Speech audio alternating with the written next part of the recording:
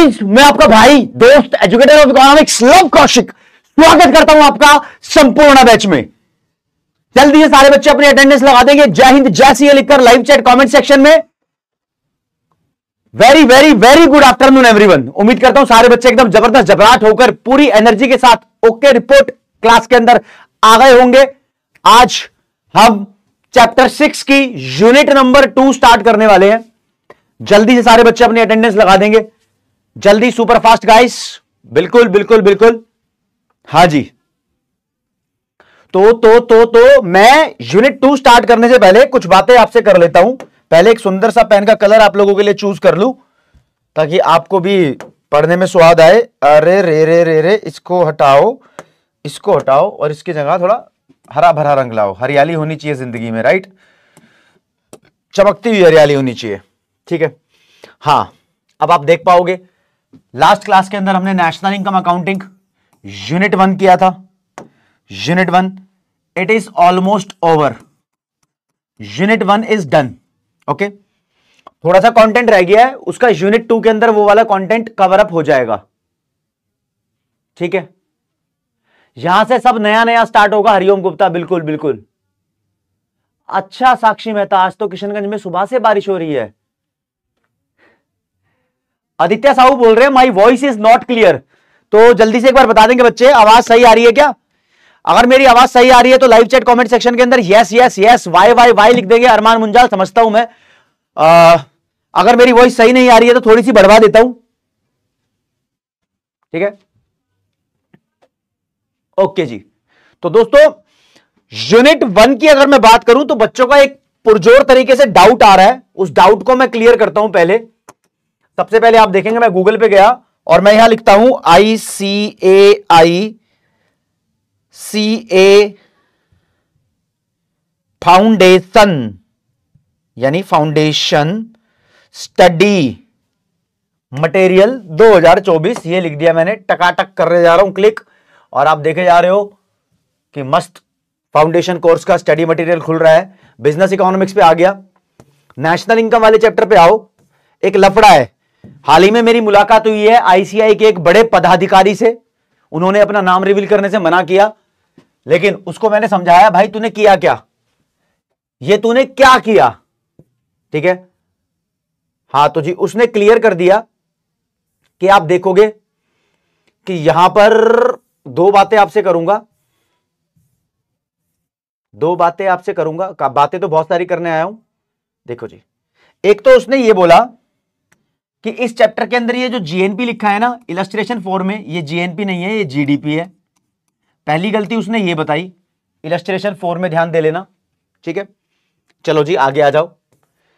फिर ये बोलता है 4 को सीधा टाप के 14 पे आ जाओ। 4 को सीधा टाप कर इलस्ट्रेशन 14 पे आ जाओ। उसने बोला सर जी एक गलती हुई है। मैंने बोला क्या? कहता सर जी जब इलस्ट्रेशन 14 बनाई गई है तो इसके अंदर ये वाला आइटम, आप देखोगे बड़ा करके दिखाऊंगा।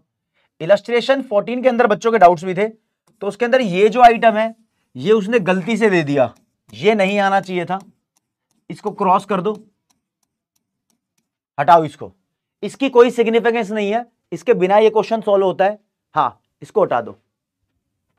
ठीक है माही, बिल्कुल, बहुत बढ़िया। तो यूनिट 1 की क्लैरिटी मैं यहां से दे रहा हूं आपको। Unit 1 is clear now. लवेश, voice clear नहीं आ रही है? लवेश बोल रहे सही आ रही है? ओके है। लवेश भाई बढ़ाओ जरा वॉइस, आवाज तो सबको साफ आ रही है। ओके रिपोर्टर जी, चलो चलते हैं, आते हैं अपनी यूनिट 2 पे। यूनिट 2 दोस्तों, यूनिट 2 का नाम है the Keynesian theory determination of national income की। This is your unit 2। अभी जो भी पढ़ाऊंगा आपको जैसे पढ़ाऊंगा उसको सुनते रहना, ज्यादा ताका झाकी मत करना मॉड्यूल के अंदर, ठीक है। हाँ, अभी जैसे पढ़ाऊंगा उन चीजों को सुनते रहना, क्योंकि बेसिक कॉन्सेप्ट्स आपके कवर अप कराऊंगा। आज आवाज अजीब आ रही है, एक मिनट रुको, होल्ड करो।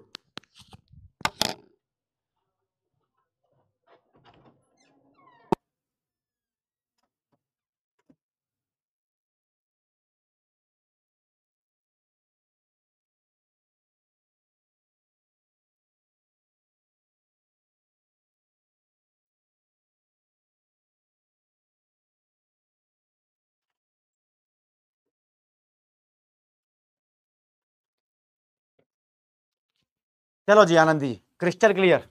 ओके, आज आर्यन शॉ बोल रहे हैं सब कुछ बदला बदला लग रहा है। देख लो। ठीक है दोस्तों, आपको एक बात बताऊंगा। अमेरिका यानी यूएससी में, यूएसए को अमेरिका बोलते हैं, आपको पता ही है।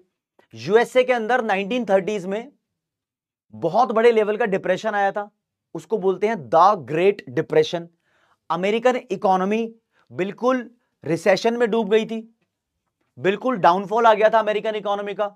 और इस रिसेशन यानी ये जो बड़ा डिप्रेशन था, इसका इंपैक्ट कुछ इस तरीके का पड़ा था कि पूरी दुनिया का जीडीपी ओवरऑल 15% से फॉल हो गया था। ये बेसिक फैक्ट्स हमने पढ़े हुए हैं बिजनेस साइकिल के चैप्टर में।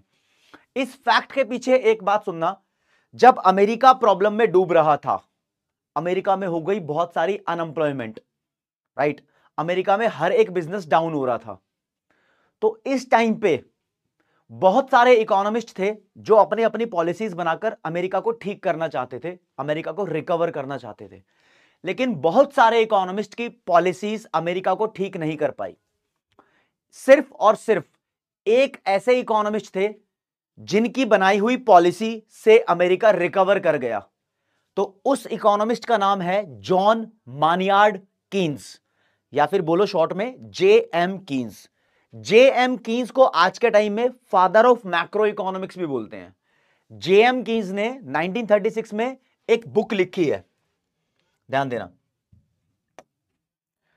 1936 में जॉन मानियार्ड कीन्स, कीन्स बोलो केन्स बोलो, जैसा तुम्हारा मन कर रहा है वैसा बोलो, इन्होंने एक बुक लिखी, general theory of employment, interest and money. ये किताब लिखी।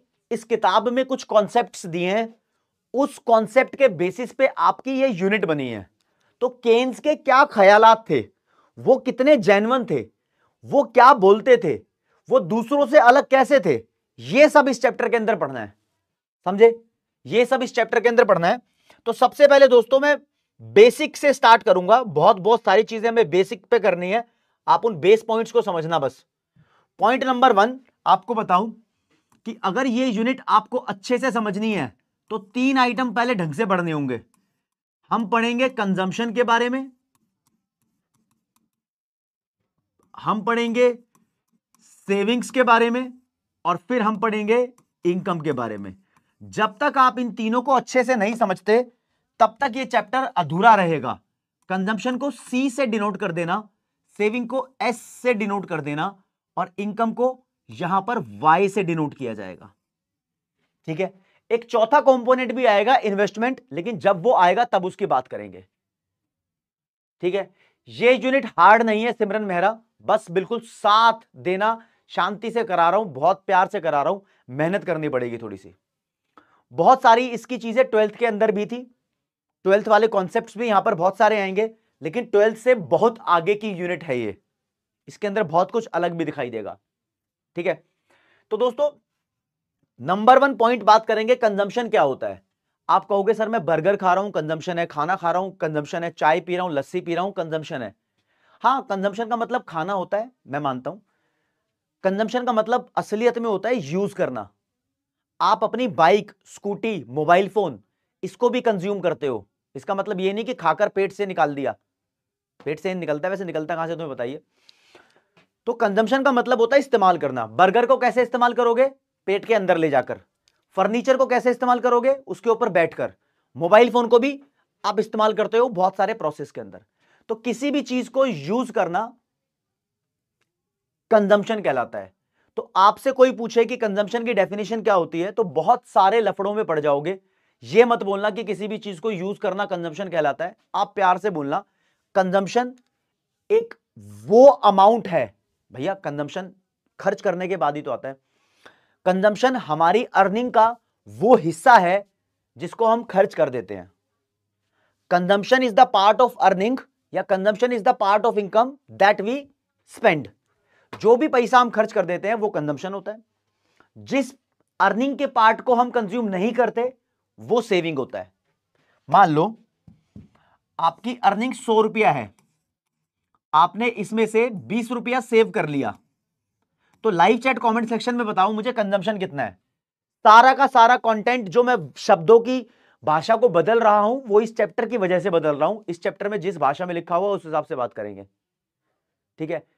श्वेताक्षी टेंशन मतलब कितना भी अजीब लग रहा हो, कंटेंट तो तुम पढ़ रहे हो यार, क्या फर्क पड़ता है कि आज अच्छा दिख रहा है थोड़ा कम अच्छा दिख रहा है, इससे क्या फर्क पड़ता है, कंटेंट तो तुम्हारा ही रहा है।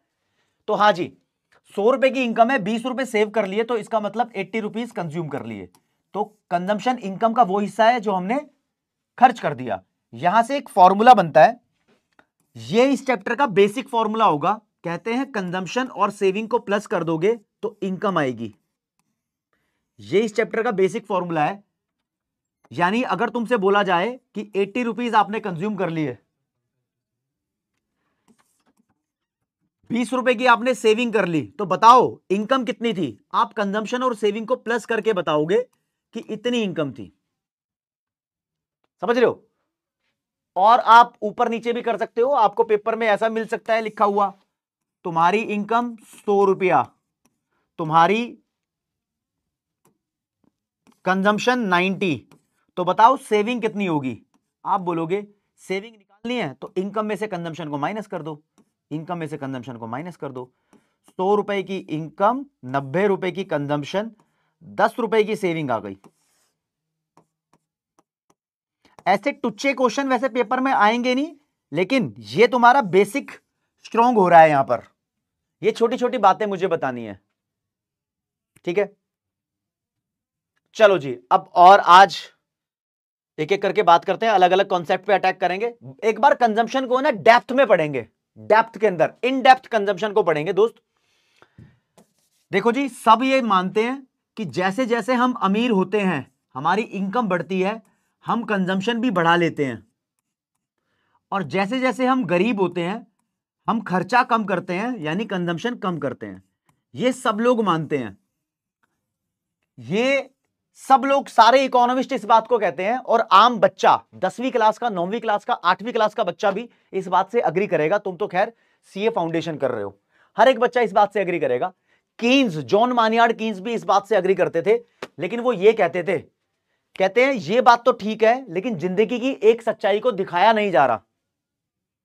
बोलो कौन सी सच्चाई है। लवेश जी कह रहे हैं सर मान लो पैसा खर्च कर दिया लेकिन कंज्यूम नहीं किया, तो दोस्त इस चैप्टर में कंज्यूम करने का मतलब खर्च करना है।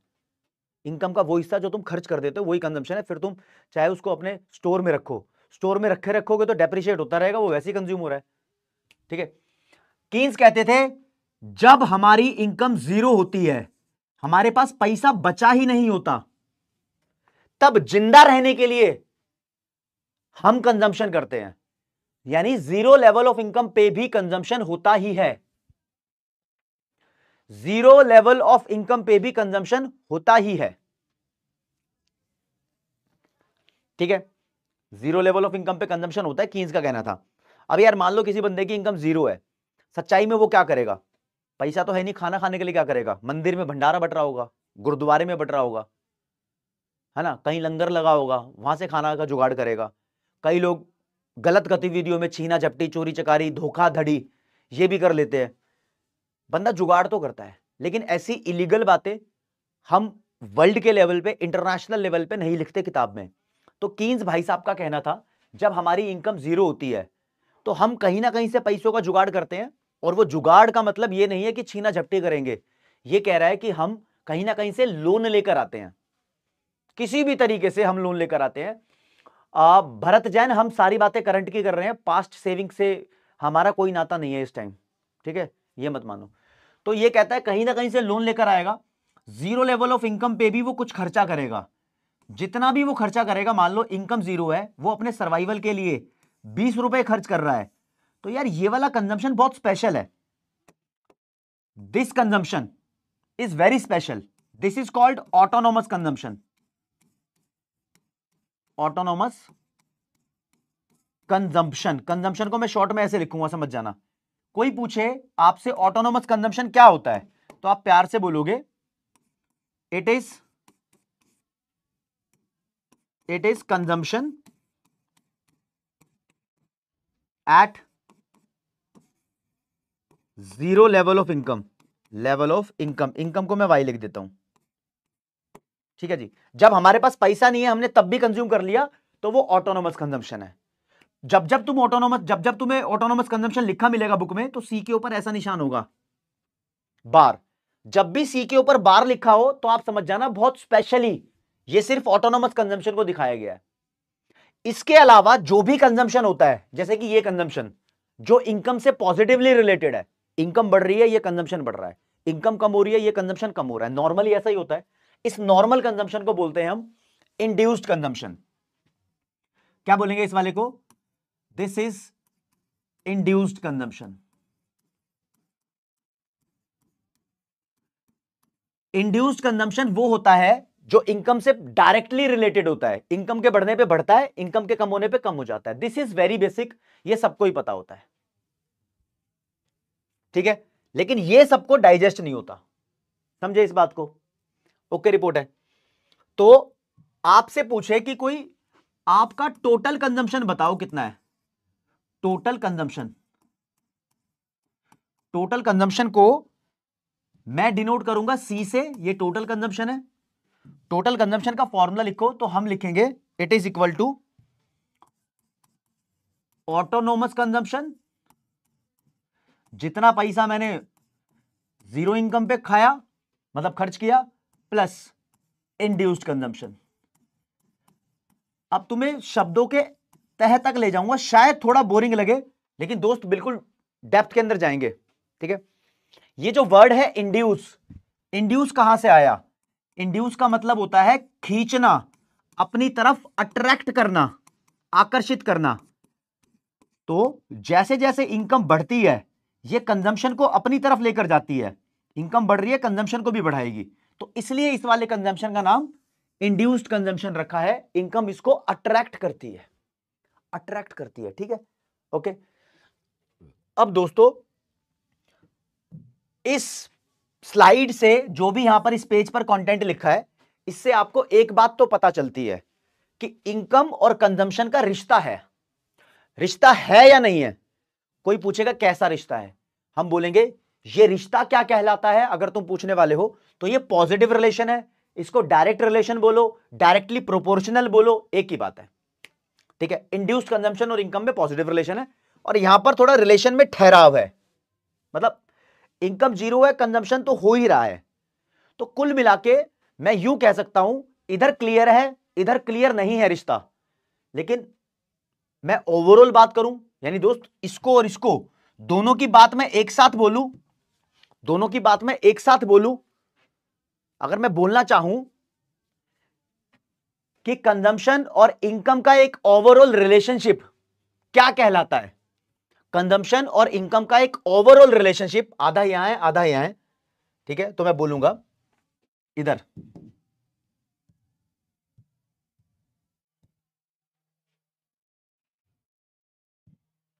एक सेकंड मेरे दोस्त, हाँ, तो मैं ओवरऑल बोल रहा हूं कंजम्पशन और इनकम का, यहां लिखा है मैंने functional relationship between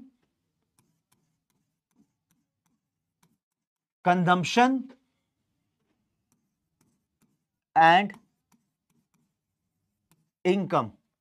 functional relationship between consumption and income is called consumption function.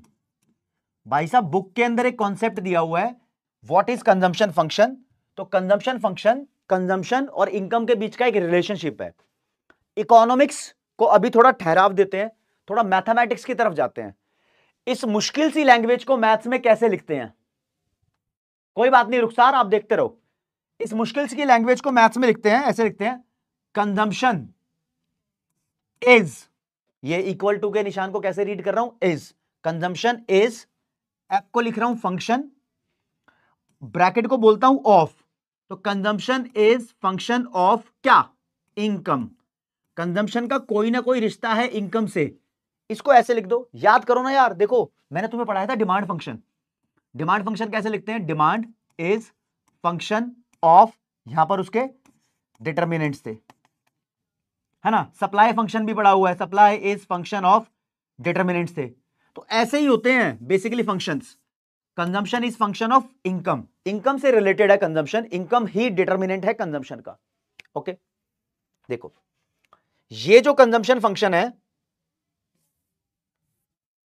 आजा आजा कहां गया, हाँ जी, ये जो कंजम्पशन फंक्शन है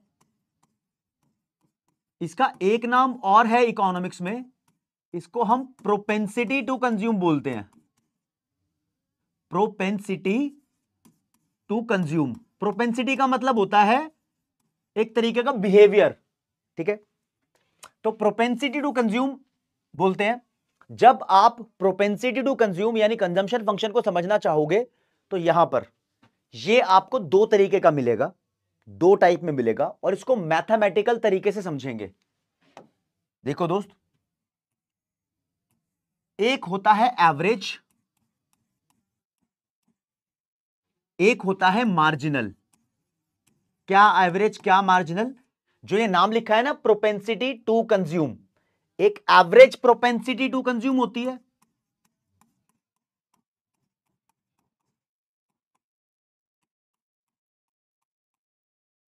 एक होती है marginal propensity to consume.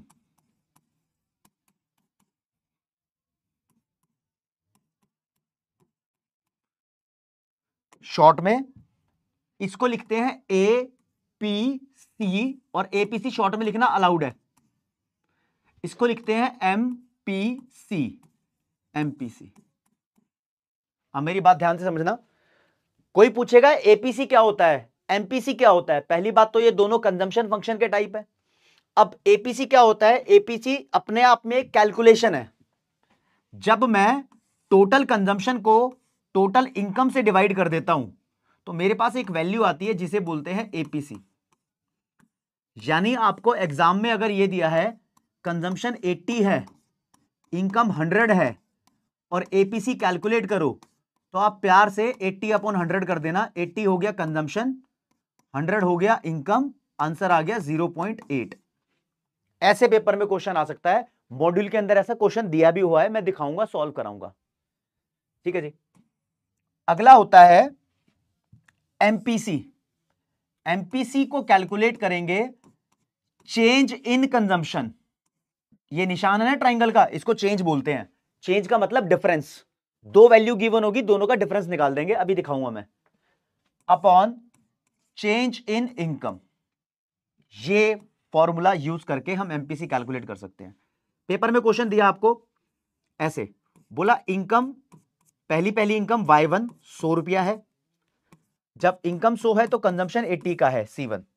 Income increase हो चुकी है, 150 हो चुकी है, और कंजम्पशन भी इंक्रीज हो चुका है, ये 100 हो चुका है, इनकम बढ़ गई, कंजम्पशन भी बढ़ गया ओवरऑल। तो बताओ यहां पर एमपीसी कितनी है? दोस्तों अगर एमपीसी की वैल्यू आपको कैलकुलेट करनी है तो आप इस केस में कभी कैलकुलेट नहीं कर सकते थे, क्योंकि एमपीसी कैलकुलेट करने के लिए आपको दो दो वैल्यूज चाहिए, उनका डिफरेंस जो निकालना है। तो यहां निकाल के देखते हैं, दोनों इनकम के बीच का डिफरेंस डेल्टा वाई कहलाता है, माइनस प्लस साइन इग्नोर करो, 150 और 100 का डिफरेंस 50 होता है। दोनों कंजम्पशन के बीच का डिफरेंस 100 और 80 का डिफरेंस 20 होता है। बस एमपीसी निकालनी है। अरे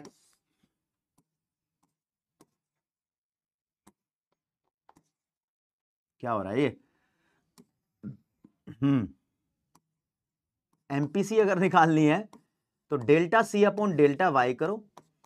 डेल्टा सी की वैल्यू 20 है, डेल्टा वाई की वैल्यू 50 है, ठीक है, 2/5 0.4 आ जाएगी वैल्यू। ऐसे करके कैलकुलेट कर लेना। बहुत बेसिक बेसिक बता रहा हूं अभी मैं आपको बात। और आईसीआई के मॉड्यूल में जो ये एमपीसी है इसको इट इज डिनोटेड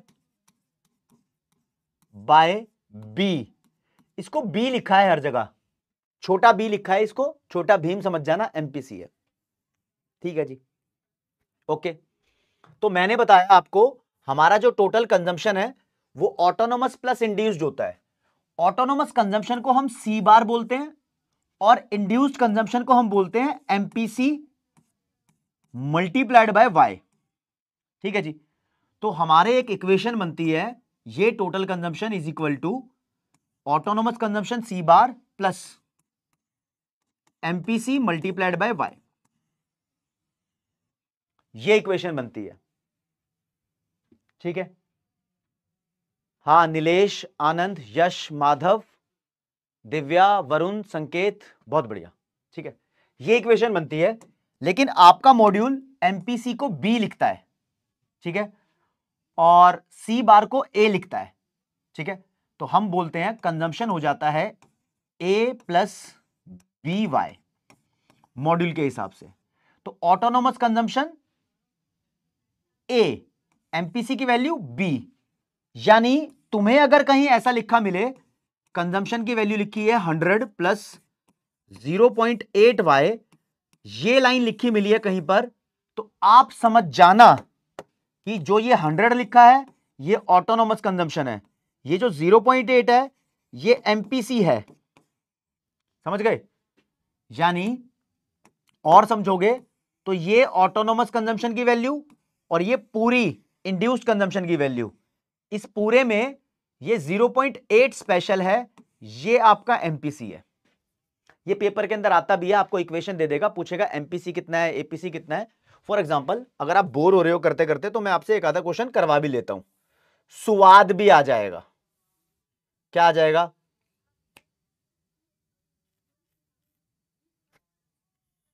स्वाद भी आ जाएगा। लो जी, कहता है केन्स के अनुसार,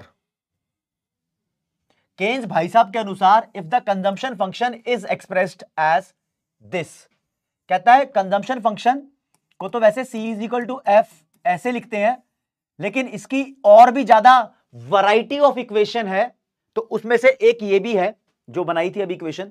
अगर कंजम्पशन फंक्शन को ऐसे लिखा गया है तो यहां पर जो B है, B का मतलब क्या है आपको पढ़ना है, यहां पर B का मतलब क्या है, ऑप्शन ए, ऑप्शन बी, और ये वाला नहीं है, ए और बी में से आपको एक आंसर देना है। मैं टाइमर भी चालू कर रहा हूं यहां पर, 30 सेकंड्स में आप जवाब दे दो मुझे। चलो मॉड्यूल का ही क्वेश्चन सॉल्व कर रहे हो।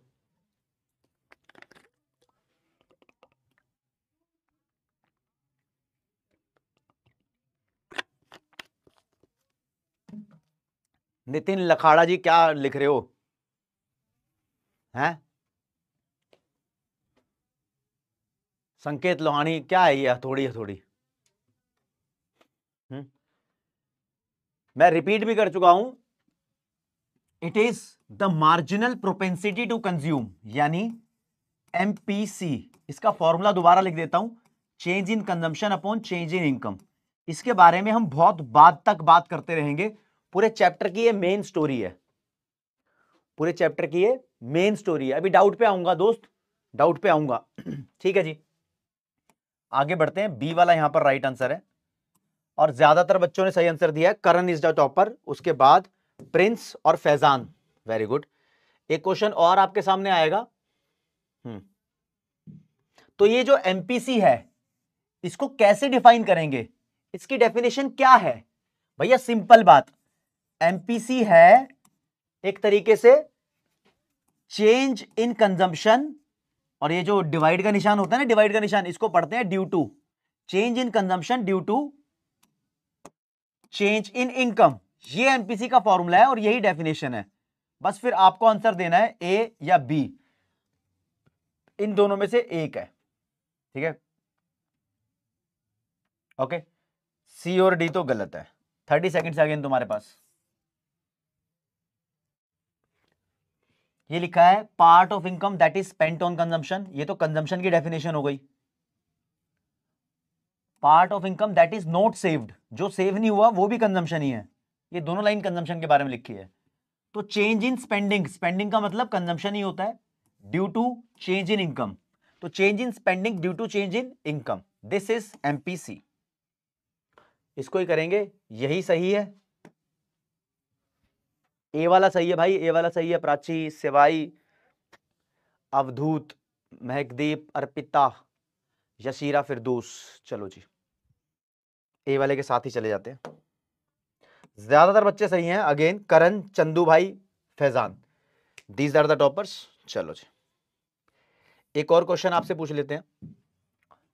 कंजम्पशन फंक्शन की इक्वेशन दी हुई है, इसमें ए क्या दिखाता है, ये वाला ए। अब तुम्हारे पास ऑप्शन है भैया, तुम बताओगे कि क्या दिखाता है। 30 सेकंड्स दे दिए मैंने आपको यहां सॉल्व करने के लिए, आराम से सॉल्व कर लो इसको। चलो जी, कोई बात नहीं आनंद यादव, अभी बहुत सारे क्वेश्चन है, तुम आंसर देते रहो।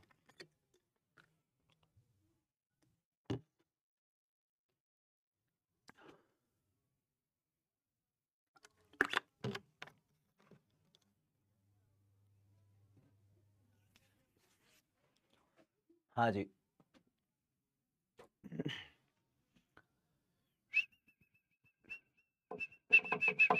निखिल भाई थम जा काका, थम जा, अभी रुक जा, लूंगा, डाउट्स भी लूंगा भाई। हाँ जी, ए का मतलब ये ऑटोनोमस कंजम्पशन है भैया, ये लिखा ऑटोनोमस कंजम्पशन या कंज्यूमर का खर्चा, एक ही बात है। कंजम्पशन एक एक्सपेंडिचर ही होता है, तो कंजम्पशन के आगे बहुत बार आपको एक्सपेंडिचर लिखा मिलेगा, डरने वाली बात ही नहीं है। ज्यादातर बच्चे सही हैं, अल्पोन, वंशिका और फिर करण, दीज आर द टॉपर्स। चलो जी भैया आगे चलते हैं।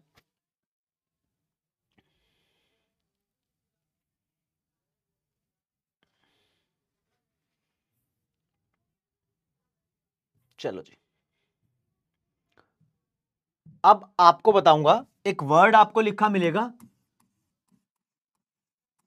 इनकम, और एक वर्ड लिखा मिलेगा डिस्पोजेबल इनकम। इन दोनों में अंतर क्या है भैया? इनकम तो हमारी टोटल अर्निंग है, जैसे कि मान लो अर्निंग 100 रुपया है, उसको इनकम बोलते हैं। लेकिन डिस्पोजेबल इनकम को बोलेंगे it is income ready for consumption. ऐसी इनकम जो खर्चा करने के लिए तैयार है, जैसे कि मान लो अपनी टोटल इनकम 100 रुपए की है, ठीक है जी, मान लो 100 रुपए की अपनी इनकम है, सरकार ने टैक्स ले लिया आपसे 2 रुपए का, तो कितने रुपए खर्च कर पाओगे? अब कितने रुपए खर्च कर पाओगे? तो आप क्या करोगे, 100 रुपए की इनकम में से टैक्स माइनस कर दोगे। 100 रुपए कमाए थे, 2 रुपए का टैक्स दे दिया, अब 98 खर्च कर सकते हैं, तो 98 बनेगी अपनी डिस्पोजेबल इनकम। डिस्पोजेबल इनकम को वाई डी लिखते हैं, डिस्पोजेबल इनकम को शॉर्ट में वाई डी लिख लो, ठीक है जी, वाई डी लिख लो, वाई डी। एक वर्ड आपको बार बार परेशान करेगा, ठीक है, और कभी कभी तो ऐसा भी हो सकता है, मान लो आपकी अर्निंग 100 रुपया है, टैक्स लगाया सरकार ने 3 रुपए का, और कोई फ्री फंड के पैसे आपको देकर चला गया 6 रुपए, ट्रांसफर आ गया आपके पास 6 रुपए का, कोई भी फ्री फंड का गिफ्ट, प्रिया दे गई गिफ्ट मान लो, तो अब कितने रुपए खर्च कर सकते हो तुम? हम कहेंगे 100 में से टैक्स माइनस करो, और जो फालतू का पैसा आया इसको प्लस करो, ट्रांसफर्स को टीआर बोल दिया, चलो जी टीआर दे गया कोई, ठीक है, कितना हुआ? 100 रुपए में से दिया 3 का टैक्स, 6 रुपए कोई दे गया मुझे, आंसर आएगा 103। तो 103 मेरे पास पैसा हो गया मेरा, तो ये डिस्पोजेबल इनकम आ गई। डिस्पोजेबल इनकम मेरी मर्जी, मेरे पास अभी 103 रुपए हैं, चाहे मैं इसको कंज्यूम करूं, चाहे मैं इसको सेव करूं, तो डिस्पोजेबल इनकम आपके पास रेडी है कंजम्पशन के लिए, लेकिन आपकी मर्जी है कि आप इसको चाहे सेव करो चाहे खर्च करो, ठीक है। एक वर्ड मिलेगा आपको लिखा हुआ, इससे डरना मत बस आप, ठीक है। कभी कभी आपको इक्वेशन ऐसी लिखी मिलती है 100 प्लस 0.8y, समझ जाते हो आप। कभी कभी ऐसा लिखा मिलता है 100 प्लस 0.8y, नहीं लिखा, वाई डी लिखा है, कोई बात नहीं राजे, वाई डी ही सही, कोई फर्क नहीं पड़ता, ठीक है। बस हमारा कंजम्पशन इससे रिलेटेड है और इससे भी रिलेटेड है, कोई फर्क नहीं है, ठीक है, ओके। चलो इस चीज को मैं और क्लियर करूंगा, इसके पीछे एक्चुअली एक लॉजिक है, मैंने आपको एक कॉन्सेप्ट और पढ़ाना है, तब ये लॉजिक क्रैक होगा, ठीक है, ओके। चलो जी, एक क्वेश्चन इससे रिलेटेड ही पूछ रहा हूं फिर मैं आपसे।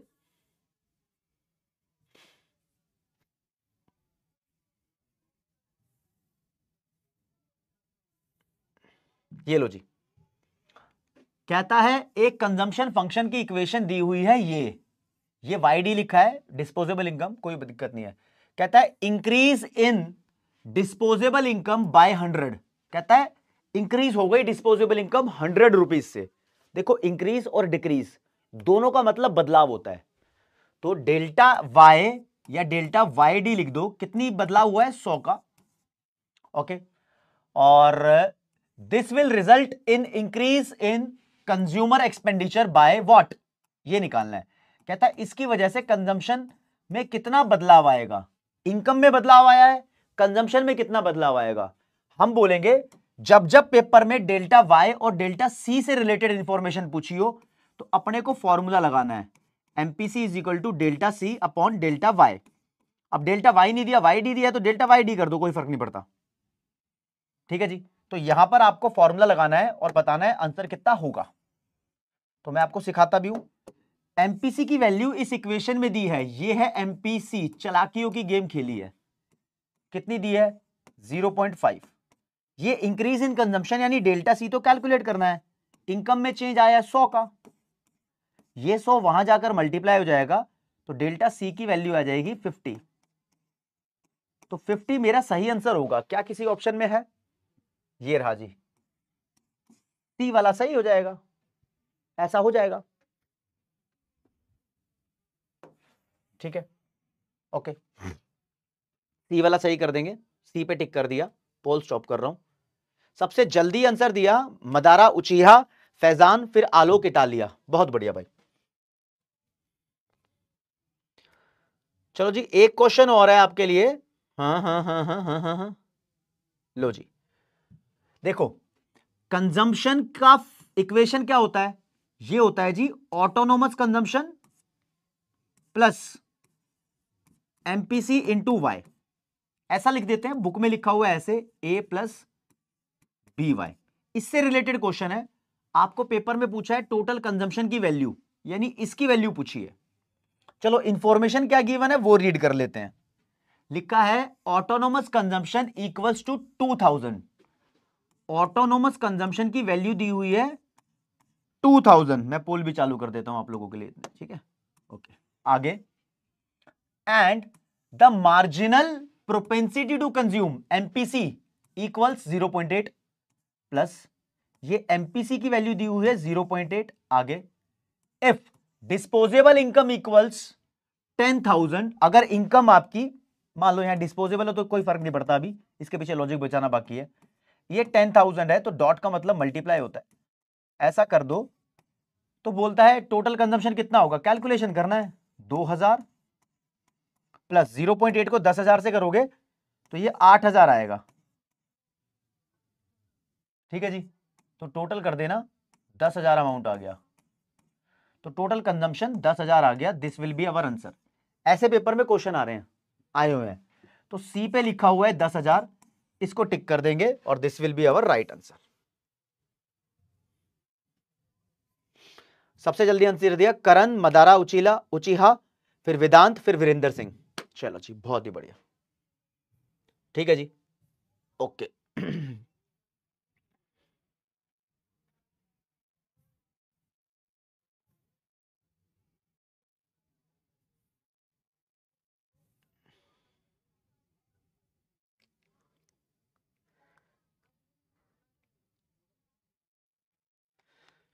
ये लो जी, मॉड्यूल का एक और क्वेश्चन आपके सामने पेश किया जाता है। चलो पेश नहीं कर रहे अभी, अभी कुछ और करा रहे हैं आपको। कंजम्पशन मैंने करा दिया आपको, एक बार आपके डाउट्स देख लेते हैं, एक बार डाउट्स देख लेते हैं, डाउट्स बच्चों ने क्या पूछे हैं, डाउट्स के ऊपर जाना जरूरी है। सर इनकम जीरो हो तो सेविंग भी तो कंज्यूम कर सकते हैं। आस्था गोयल, जब इनकम जीरो है तो हम ये मानकर नहीं चल रहे कि तुमने पहले कुछ सेव किया था, हम फ्रेश कॉन्सेप्ट पढ़ रहे हैं, ठीक है। टेस्ट देने वाला कहां आता है, मुझे शो नहीं हो रहा, अनाउंस, जब भी टेस्ट आएगा रिया सिंह अनाउंसमेंट होगी, वहीं आपको लिंक मिल जाएगा। Hariom Gupta, sir first unit के नोट्स मैंने बाबू आपको बता रखे हैं, आपको फॉर्मूला चार्ट पूरा दे रखा है, वहां के अंदर वही नोट करना है आपको, ठीक है। सीए अवधूत, आपको बहुत मेहनत करनी होगी भाई, टेस्ट वगैरह दो तब बात आएगी। जीडी डिफ्लेटर पहली क्लास में बताया था यश शर्मा, नॉमिनल जीडीपी और रियल जीडीपी को डिवाइड करके 100 से मल्टीप्लाई कर दो। ठीक है, आपका सिलेबस दृष्टि अगस्त के महीने में कंप्लीट हो जाएगा, स्टार्टिंग में कंप्लीट हो जाएगा। सर अगर संपूर्ण बैच से संपूर्ण प्रो बैच में अपग्रेड करें तो संपूर्ण का फास्ट ट्रैक बैच मिल जाएगा। हाँ गुरदीप मिल जाएगा। ठीक है विशाल, वो करा दूंगा मैं आपको। अरमान मुंजाल, आपने अच्छा आईजी की स्टोरी में मुझे लगाया है, मैं चेक कर लूंगा भाई, बिल्कुल अभी तुम्हारे सामने ही चेक कर लेता हूं उस्ताद, अभी सामने चेक कर लेता हूं। कुछ तो बोला होगा आपने।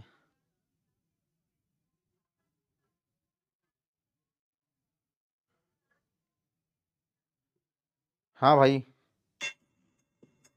अरमान मुंजाल का ये सेंट जेवियर का स्कूल दिखाई दे रहा है, यहाँ आता है मेरे पास।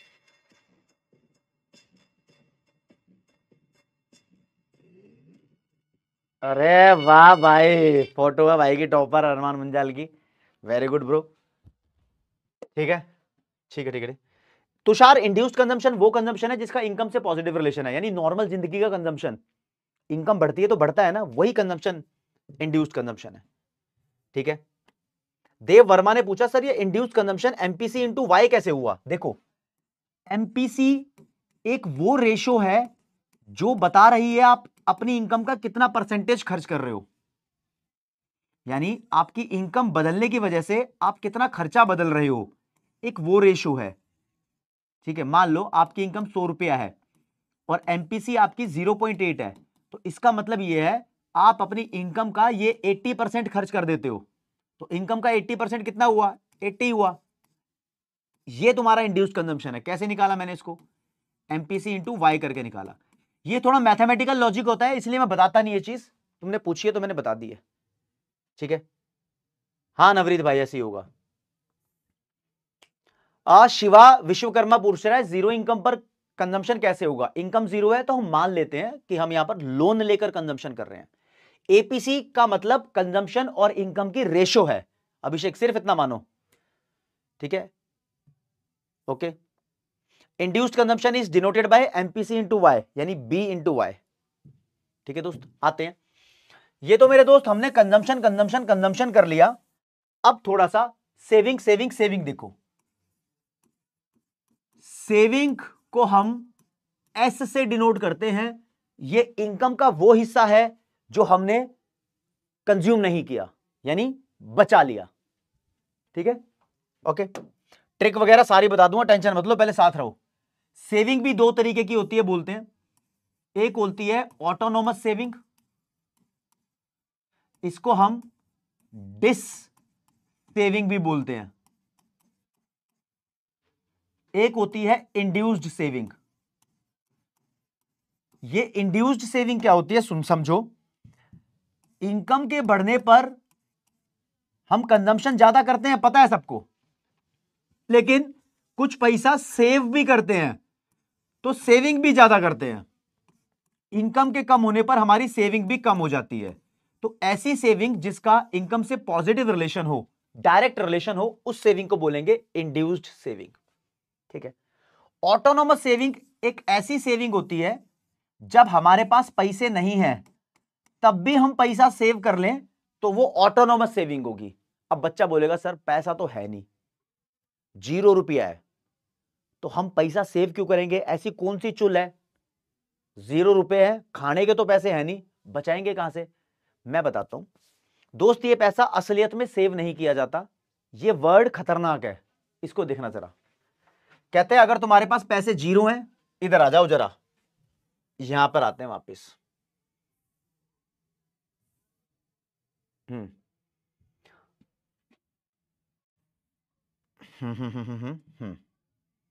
अगर तुम्हारे पास पैसे 0 हैं तो तुम खाने के लिए कहीं ना कहीं से जुगाड़ करोगे, ऑटोनोमस कंजम्पशन करोगे, मान लो 20 रुपए का। ये 20 रुपए कहां से लाए, लोन लेकर। दोस्त लोन एक कर्ज है, कर्ज है, कर्ज है ना, तो हम लोन को मान लेते हैं ये हमारी नेगेटिव सेविंग है। कैसी सेविंग है, नेगेटिव सेविंग है। सेविंग का मतलब क्या होता है, तुम्हारे पास कुछ पैसे पड़े हैं, जितने पैसे तुम्हारे अकाउंट में पड़े हैं, मान लो तुम्हारे अकाउंट में 50 रुपया पड़ा है, तो 50 रुपया तुम्हारी सेविंग है। मैं बोलूं तुम्हारे अकाउंट में -50 है, -50 का मतलब लोन चढ़ गया, तो ये -50 तुम्हारी डिस सेविंग है। अकाउंट में माइनस में भी पैसा होता है भाई, बिल्कुल होता है, वो तुम्हारी नेगेटिव सेविंग हो गई। तो जितना भी जीरो इनकम पर हमने कंज्यूम किया वो हम लोन ले लेते हैं और वो नेगेटिव सेविंग बन जाती है। इस नेगेटिव सेविंग को ही बोल देते हैं ऑटोनोमस सेविंग, या फिर आप बोल दो इसको डिस सेविंग।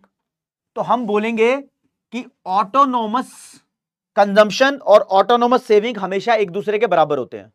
जितना तुमने ऑटोनोमस कंज्यूम किया था उतना ही ऋषभ रस्तोगी ऑटोनोमस सेव हो जाता है। ये मर्जी से नहीं किया जाता, ये मजबूरी से किया जाता है, मजबूरी से।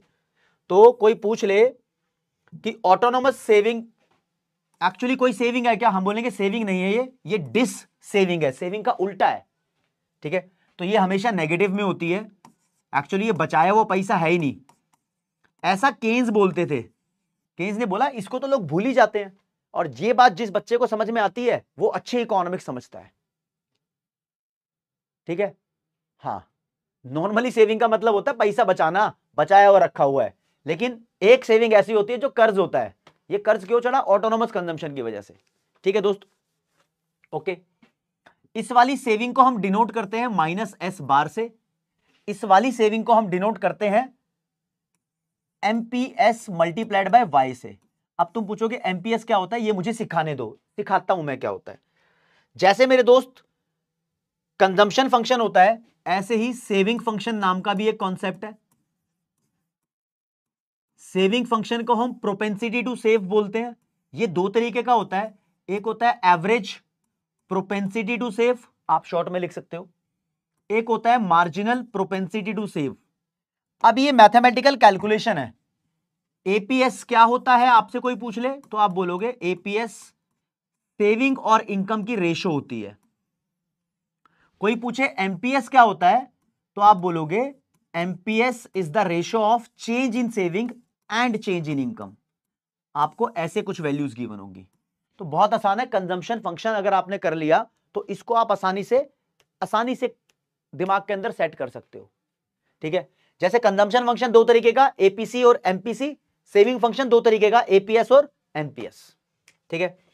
सेविंग फंक्शन की कोई आपसे इक्वेशन पूछे तो इसकी इक्वेशन होती है saving is equal to autonomous saving. सबसे पहले ऑटोनोमस सेविंग माइनस में होती है, बताया था ना पीछे, ऑटोनोमस सेविंग माइनस में होती है, ऊपर बार लगा देते हैं, ठीक है, प्लस इंड्यूस्ड सेविंग।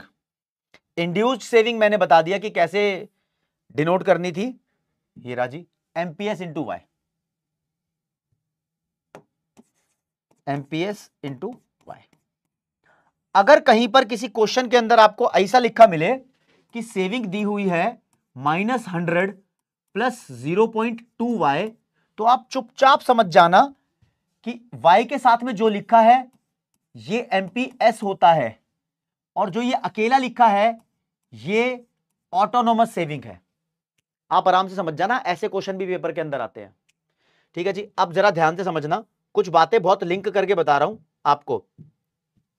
मान लो कंजम्पशन फंक्शन की वैल्यू लिखी है 100 प्लस 0.8y, तो आप जानते हो कि ये 100 ऑटोनोमस कंजम्पशन है ना, और ये एमपीसी है। अगर सेविंग फंक्शन की वैल्यू लिखी हो -100 प्लस 0.8y, तो आपको पता होना चाहिए कि ये ऑटोनोमस सेविंग है जो कि माइनस में लिखी जाती है, और ये एमपीएस है। इतना आपको पता होना चाहिए, इतना आपको पता होना चाहिए, ठीक है। ओके, सेट है मामला, इतना मामला आपको पता है तो ठीक है, फिर आगे बढ़ते हैं। अब देखो दोस्त, आपको कुछ अच्छी अच्छी मैथमेटिकल डेरिवेशन कराता हूं। इस चैप्टर का एक बेस फॉर्मूला है, कंजम्पशन और सेविंग को प्लस करने के बाद बताओ क्या आता है। लाइव चैट कमेंट सेक्शन में लिखना, बताओ क्या आता है।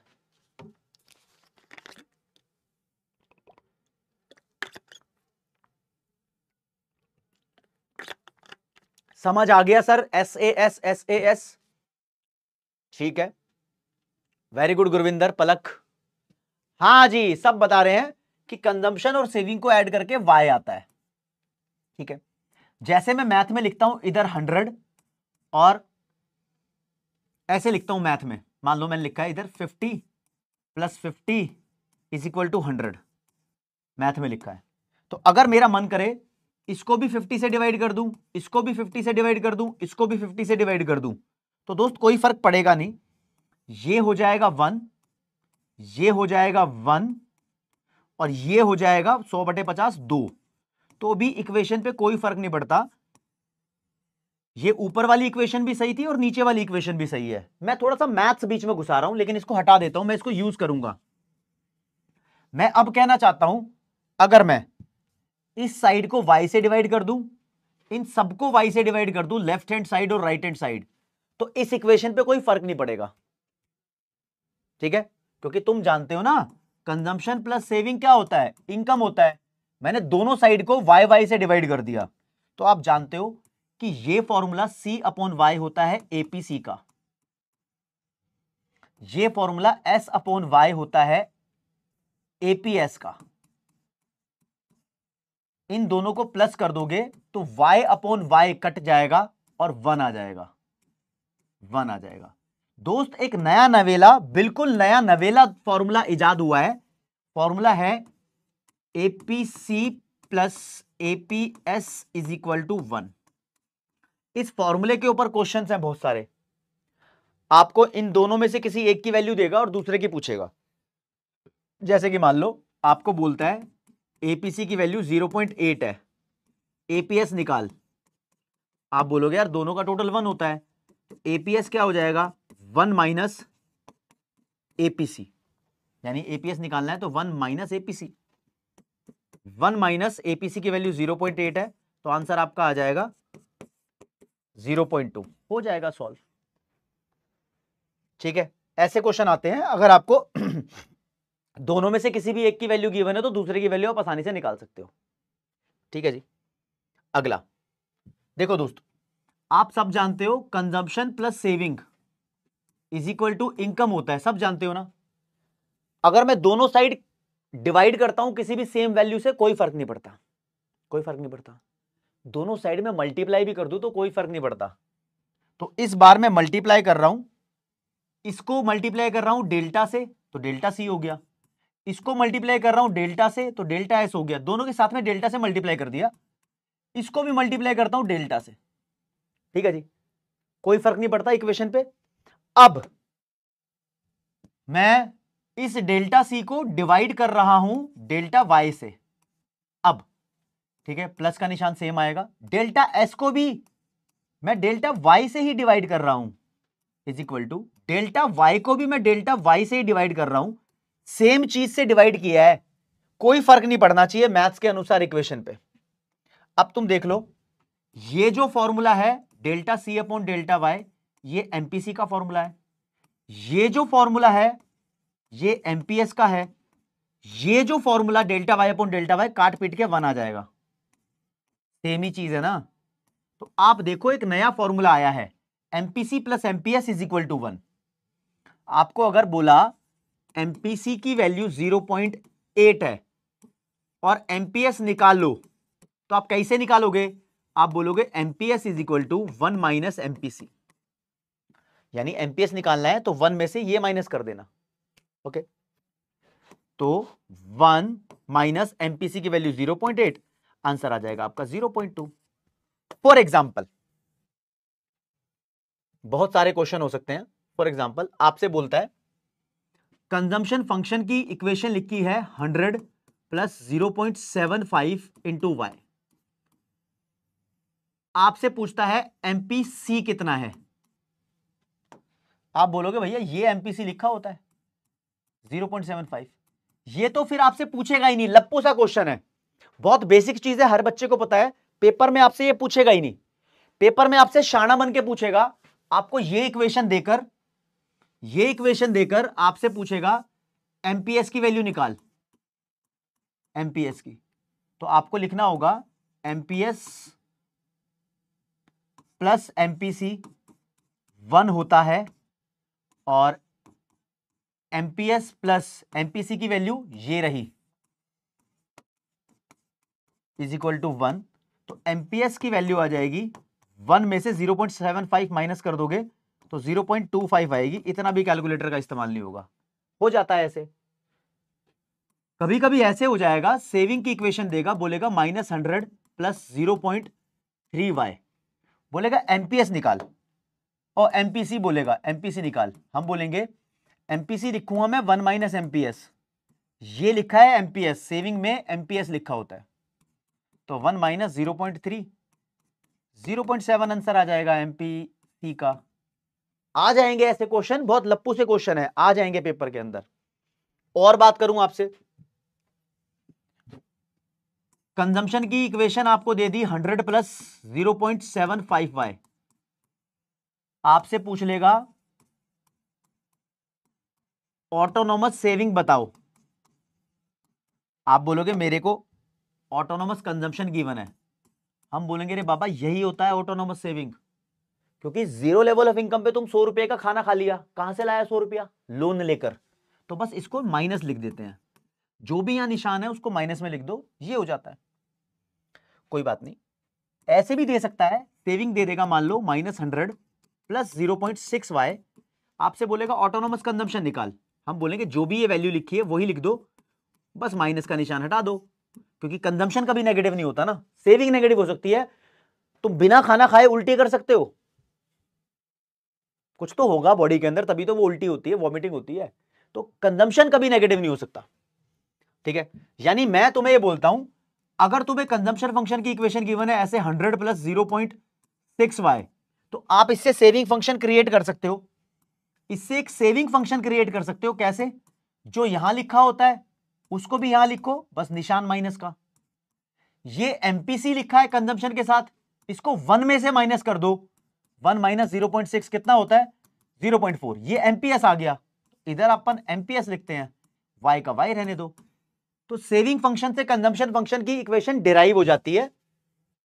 और अगर आपको ऐसे दिया होता saving is equal to -20 plus 0.1y, आप इससे कंजम्पशन फंक्शन डिराइव कर सकते थे, कैसे, जो यहां लिखा होता है उसको प्लस में लिखो, जो ये 0.1 है ये एमपीएस है, इसको 1 में से माइनस कर दो 0.9 आएगा एमपीसी, y का y चिपका दो, ये कंजम्पशन फंक्शन की इक्वेशन बन जाती है। बिल्कुल ओके रिपोर्ट। माही, दिशा, धवल, डिगाइंट पाठक, क्या नाम है, देगिंत, देगिंत भाई, ललित, एकता, लवेश, बहुत बढ़िया, ठीक है। 0.97 कैसे कर दिया भाई आप, 0.9 आएगा, भेजे के अंदर बातें घुस रही हैं, ओके रिपोर्ट है, मामला फिट हो रहा है, ठीक है। उत्सव भारद्वाज, बहुत मजा आ रहा है, कोई बात नहीं, बहुत अच्छी बात है, मजा आ रहा है। तो अब देखो दोस्त, आपको डायग्राम कराता हूं, डायग्राम, डायग्राम भी करने हैं, डायग्राम भी करने हैं दोस्त, वापिस आ जाओ,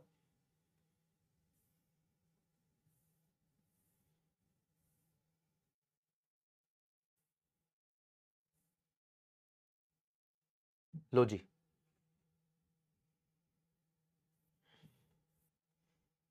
आजा आजा आजा आजा आजा, पकड़ेंगे तेरे को अभी, रुक जा, ठंड रख।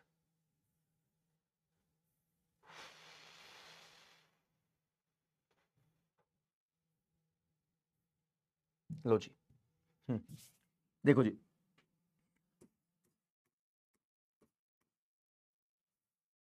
कंजम्पशन की बात करो, दो तरीके का होता है, एक होता है ऑटोनोमस, एक होता है इंड्यूस्ड, राइट। ऑटोनोमस कंजम्पशन का ग्राफ यहां बनाएंगे, इंड्यूस्ड कंजम्पशन का ग्राफ यहां बनाएंगे।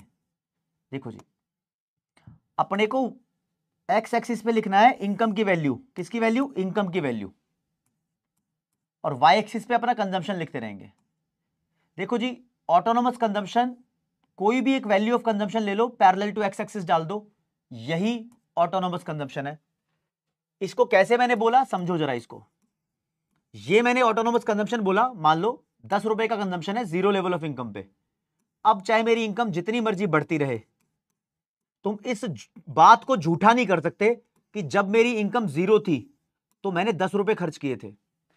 यानी ये ऑटोनोमस कंजम्पशन को बोलते हैं it is independent of income. इसका इनकम से कोई रिश्ता नहीं है। जब हमारी इनकम 0 थी तो मैंने 10 रुपए टोटल खर्च किए थे, तो वो 10 रुपए जिंदगी भर गिने जाएंगे। यार मेरा ऑटोनोमस कंजम्पशन 10 रुपए था, यार मेरा ऑटोनोमस कंजम्पशन 10 रुपए था। तो एक तरीके से कांस्टेंट रह जाता है। क्या रह जाता है? कांस्टेंट। कांस्टेंट रह जाता है, इस बात को कभी नहीं भूलोगे हमेशा, राइट। तो इसको मैं मिटा देता हूं क्योंकि इसी चीज से काम है। और जो इंड्यूस्ड कंजम्पशन का कर्व है वो आपका पॉजिटिवली स्लोप्ड बनता है। आप उसको बिल्कुल लग रहा है तो सप्लाई कर्व की तरह देख रहे हो, तो उसकी तरह भी हो सकता है। इंड्यूस कंजम्पशन वो होता है ना जो इनकम के बढ़ने पे बढ़ेगा। फॉर एग्जांपल ये ले लो, ये मान लो कि मैं कोई भी पॉइंट इसका बोलता हूं, ये वाला पॉइंट बोलता है कंजम्पशन इतना है, इनकम इतनी है। अगर इनकम बढ़ गई तो यार ये कंजम्पशन भी बढ़ जाएगा। अगर इनकम और बढ़ गई तो कंजम्पशन और बढ़ जाएगा, राइट। तो ये वो वाला कर्व है। तो इंड्यूस्ड कंजम्पशन कर्व ऐसा होता है, ऑटोनोमस कंजम्पशन कर्व ऐसा होता है। इन दोनों को टोटल कर दो, टोटल कंजम्पशन कर्व देखो ना, ये मान लो ऑटोनोमस कंजम्पशन कर्व, ये वाला, ये मान लो इंड्यूस्ड कंजम्पशन कर्व। दोनों को टोटल करेंगे तो नया कर्व यहां से स्टार्ट होगा। कैसे स्टार्ट करते हैं? जो फिक्स्ड कॉस्ट है, ऐसे ही नजर आ रहा ना, total fixed cost, total variable cost, नई वाली कॉस्ट यहां से आ गई, ऐसा कुछ। जो मैथ्स में ऐड करने का तरीका होता है, जो कांस्टेंट चीज है वहां से स्टार्ट करेंगे और जो बढ़ रही है उसके पैरेलल ले जाओ। ये कंजम्पशन कर्व है और ये कंजम्पशन बोलता है कि मैं ऑटोनोमस प्लस ये इंड्यूस्ड दोनों का टोटल हूं। ये कंजम्पशन कर्व, ठीक है जी। अब मॉड्यूल के अंदर देखोगे तो आपको ऐसे बना रखा है कंजम्पशन। ये तो ऑटोनोमस कंजम्पशन बना दिया सी बार, ये तुम्हारा ये वाला कंजम्पशन कर्व बना दिया। ये कौन बनाएगा? ये बनाया ही नहीं उसने, सोचा बच्चे ऐसे ही समझ जाएंगे। देख लेते हैं, मॉड्यूल पकड़ के देख लो। मतलब मॉड्यूल से रीड करने की भी जरूरत नहीं है, लेकिन मैं डायग्राम तो आपको दिखाऊंगा ही, ठीक है, कि कहां पर क्या बनाया हुआ है, थोड़ा सा तो दिखाऊंगा ही।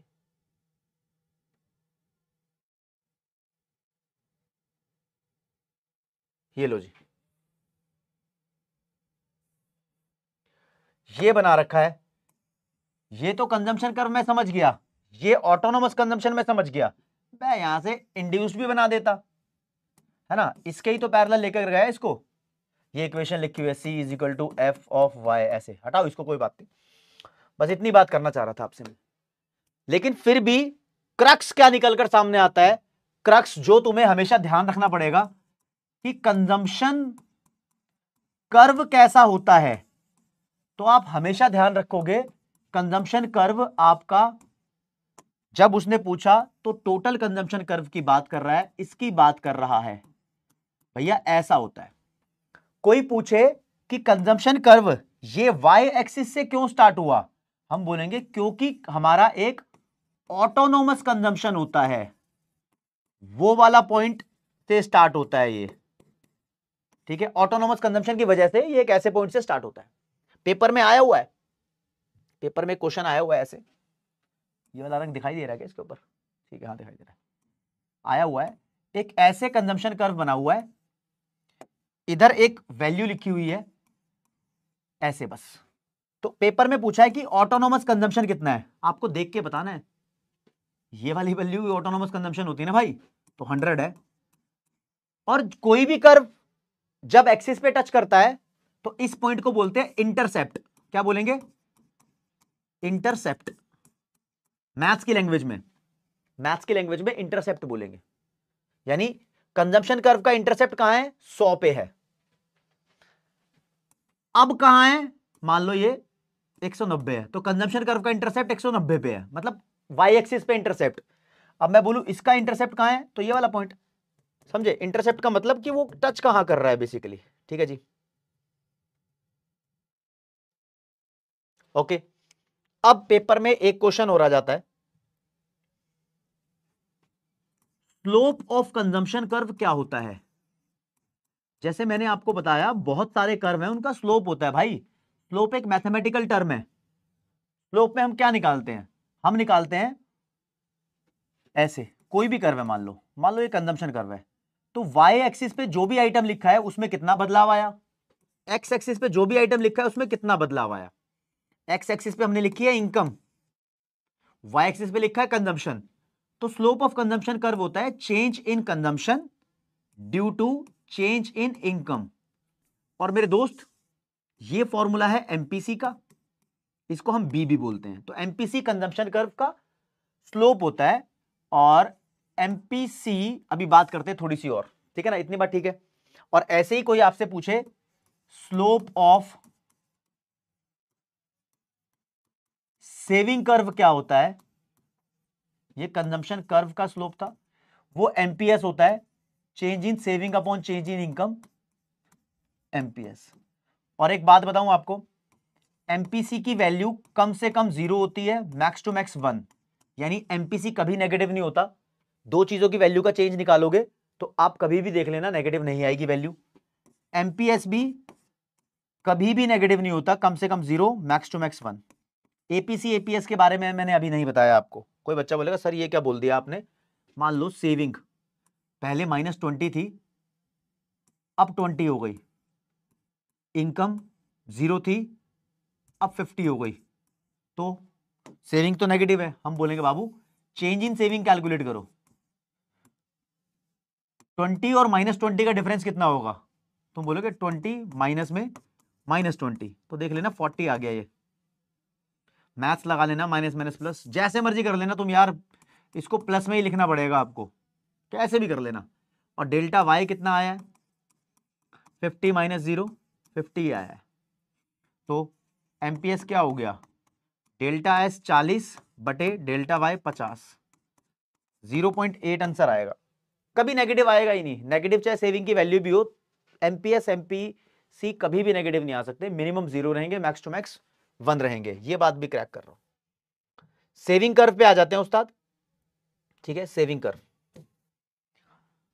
हाँ जी, तो सेविंग की अगर मुझसे बात करोगे आप, एक होती है ऑटोनोमस सेविंग, एक होती है इंड्यूस्ड सेविंग। जितना आपको पढ़ा रहा हूं उतना मॉड्यूल में गिवन भी नहीं है, डिटेल देनी पड़ती है यहां पर। ऑटोनोमस सेविंग आपको पता है ना, नेगेटिव में इसकी वैल्यू होती है,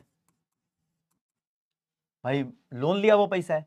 तो अगर मैं बनाऊंगा, मान लो ये मेरा 0 ओरिजिन का पॉइंट है, मुझे ग्राफ को नेगेटिव तक बनाना पड़ेगा, यहां पर कोई भी लाइन कांस्टेंट डाल दो, ये मेरी ऑटोनोमस सेविंग हो गई, नेगेटिव में ही होगी। इंड्यूस्ड सेविंग वो सेविंग है जिसका इनकम से पॉजिटिव रिलेशन है, तो ये ऐसा ही कर्व बनता है, ठीक है। लेकिन अगर तुम टोटल सेविंग देखो तो आपका टोटल सेविंग कर्व ऐसा बनेगा, यही आपको ध्यान रखना है बस। तुम बोलोगे सर ऐसा कैसे बन गया, हम बोलेंगे भाई ये तुम्हारी ऑटोनोमस सेविंग मान लो, ये तुम्हारी इंड्यूस सेविंग। अब दोनों को प्लस करना है।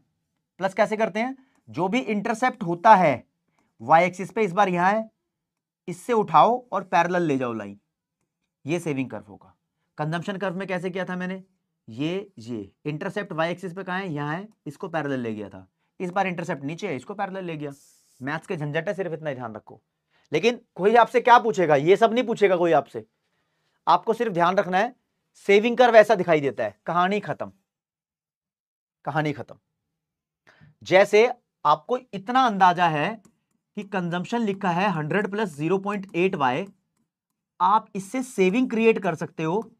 100 की जगह आप लिखोगे -100, 0.8 एमपीसी है तो 0.2 एमपीएस हो जाएगा, और सेविंग कर्व आपने क्रिएट कर दिया, मतलब कंजम्पशन की इक्वेशन से सेविंग की इक्वेशन आपने क्रिएट कर दी।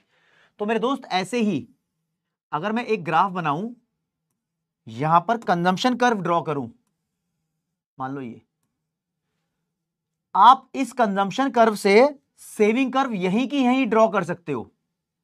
आप बोलो कैसे, पॉइंट नंबर 1, कंजम्पशन कर्व का ऑटोनोमस कंजम्पशन, ये हिस्सा, ये इंटरसेप्ट यही तो है, मान लो 100 है, तो सेविंग कर्व तो तुम्हें पता है ऐसा निकलता है, लेकिन निकलेगा कहां से, वो यहां से, यहां से, यहां से, कहां से निकलेगा वो डिसाइड करने के लिए देखेंगे।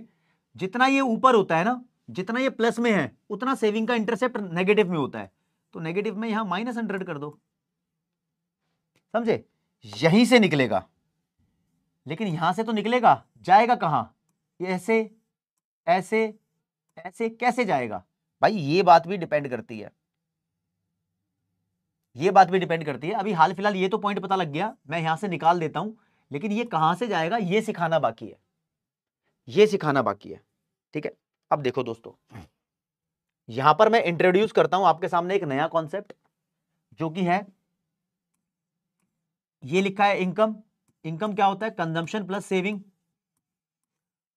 हम ये इनकम लाइन बनाएंगे, इनकम लाइन ये ओरिजिन से निकलती है 45 डिग्री, ये हमने अज्यूम किया हुआ है। अब निकाल के देख लेना, मान लो ये कंजम्पशन कर्व है, ये सेविंग कर्व है, ये बीच में ये बातें है ना, इन दोनों को तुम प्लस करोगे तो जीरो ही आएगा। मान लो ये 100 लिखा है, यहाँ -100 लिखा है, प्लस करो दोनों को, जीरो आएगा, और ये लाइन बीच में से निकलेगी, और मैथ्स बोलता है कि ये 45 डिग्री की निकलेगी। That's it. ठीक है, सुमंत अग्रवाल सीरियस टॉपिक है, जोश में नहीं होश में रहना है इसमें। अभी आरंचाव करते रहो, कुछ भी मतलब बहुत सिंप्लीफाई भी कर दूंगा उसको बाद में, लेकिन इतना ध्यान रखो बस। चलो कोई बात नहीं, इस चीज को तुम अवॉइड कर दो। ठीक है, अभी इस चीज को तुम अवॉइड कर दो। ठीक है,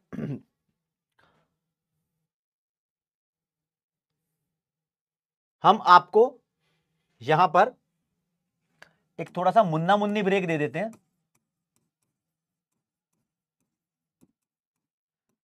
2 मिनट का देंगे। बस इसमें आपसे एक क्वेश्चन पूछ रहे हैं कि आप वैल्यू मुझे बता देना। ठीक है, आपसे मैं बोल रहा हूं इनकम मेरी 1000 है, कंजम्पशन मेरा 8000 है, मुझे वैल्यू बताओ उसकी जिसकी मैं ऑप्शन लिख रहा हूं।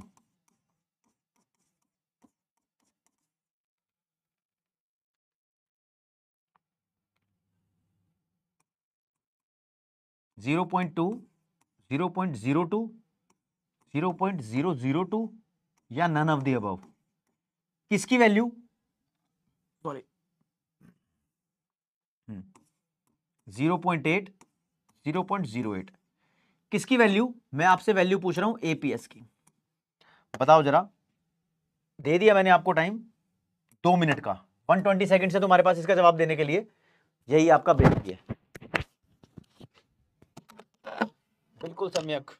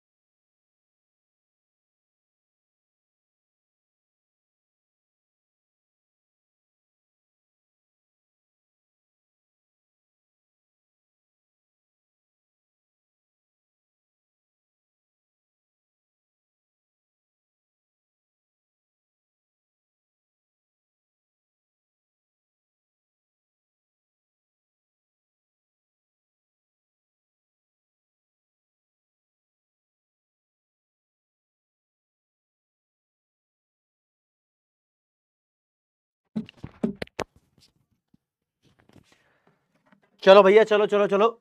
इस बीच में मैंने एक चीज देखी, एक बच्चे ने मेरे को अभी, देखो यार, तुम्हें अगर अनब्लॉक होना है ना, अगर कोई बच्चा गलती से ब्लॉक हो गया है तो उस्ताद, ये एक बच्चे ने स्टोरी में अटैक किया हुआ है, देखो लिख रहा है, सर मुझे ब्लॉक कर दिया गया है बिना मतलब के, आपके लेक्चर में एक लड़के को रिप्लाई दे रहा था।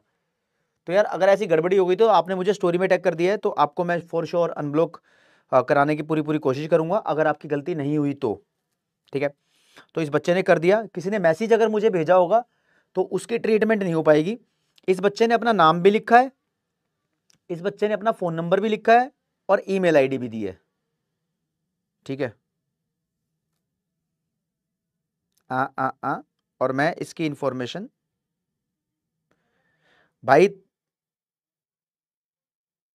ये क्या मतलब है, ये वरुण जी से मेरी दरख्वास्त है कि आप अपना नाम, फोन नंबर, ईमेल आईडी लिख के फिर टैग करो स्टोरी में, वरना कैसे आइडेंटिफाई होगा, ठीक है।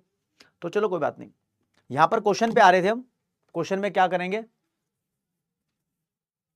देखो जी, ये क्वेश्चन में सबसे पहली बात तो क्वेश्चन में गड़बड़ी है, यहां 10,000 लिखा होना चाहिए, ठीक है। तो देखेंगे दोस्तों, 10,000 में से 8,000 गए तो मेरे पास सेविंग आ जाएगी 2,000, ओके। एपीएस निकालना है, एपीएस होगा सेविंग अपॉन इनकम। अब मैं 2,000 यहां लिखूंगा और इनकम मेरी कितनी है 10,000, तो आप देख लो अंतर कितना आएगा, 1 2 3, 1 2 3 गई, 2/10, 1/5, 0.2 आएगा, कितना आएगा 0.2, ठीक है।